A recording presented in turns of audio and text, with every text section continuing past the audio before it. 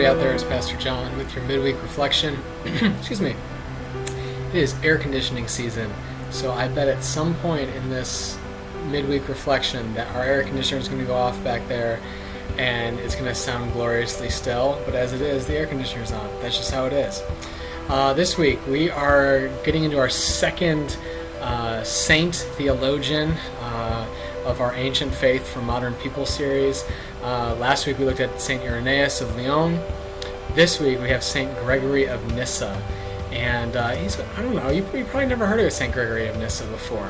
And I bet you've also never heard of the idea that we're going to be talking about called apactasis. And that's one of the great contributions Saint Gregory has made to Christian theology, but I think in many ways it's been lost. And that's the beauty of this series. So sometimes things, adjust and adapt, and they do it for a long period of time, and all of a sudden you're somewhere totally different than when you started. And so that's the whole point of this Ancient Faith series, is that in many ways the church has adapted and changed, and the church should be changing. Like, culture changes, we got to find new ways of expressing the faith, and that's fine. But there comes a point where we've adjusted so much that we might have gotten a little far from the center, far from the origin. And so St. Gregory brings us back to this idea of apactasis. And it really, if you think of your faith, if you think of Christian faith, I should say, what do you think of? Like, what does it mean to be a Christian? How does one become a Christian? And I think sometimes we have this image of our faith, the Christian faith, as these momentary statuses. So we might think, well, you have Christians and not Christians, right? And so there's this moment maybe where someone isn't a Christian and then they become a Christian. I didn't know God, now I know God. And then I know God in part for my life, and then one day I'll be made perfect. And I'll be in this perfect state. So there's the not knowing God state, there's the knowing God through Jesus state, but not fully, and then there's like the perfect state of eternal life, right? And Gregory says, no, that's not really it. That's not really what's going on here. That he really emphasizes this idea of Christianity as a journey. And I think sometimes when we have this image of heaven, for instance, I've talked to people who are like, heaven doesn't sound very exciting to me.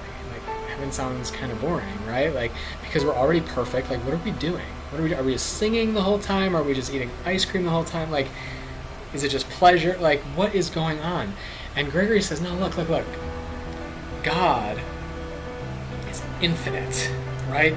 God is so much bigger.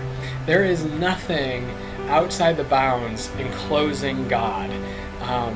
And so this idea that, like, one day we're just going to, boom, be perfect, this isn't a biblical vision, and it's not, actually. If we understand some of the words of the scriptures, there's not this like state of perfection that we reach. Now, there might be a state of sinlessness where sin is completely purged and cleansed from our lives, but there's still this journey because God is infinite, right? Like, so think of it this way. You go on a trip to, I don't know, Tahiti, I don't know. That's probably not an example. You go to, let's say you go to Hawaii, because there's a bunch of islands.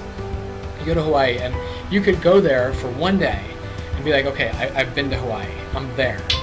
But you could spend years on Hawaii, right? Exploring. You could go scuba diving. You could go climb mountains. You could go stand under waterfalls. There's so many things you could explore.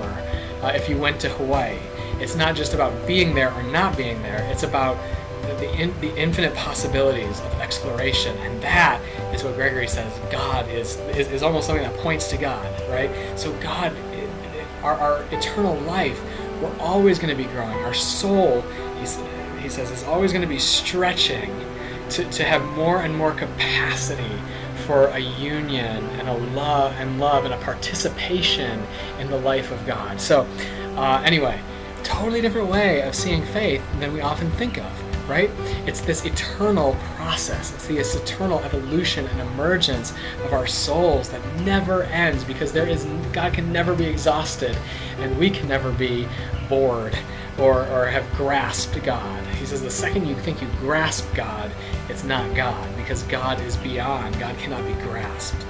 Anyway, that's my midweek reflection. So excited for this Sunday as we continue in this Ancient Faith for Modern People series. Hope to see you there. God bless you.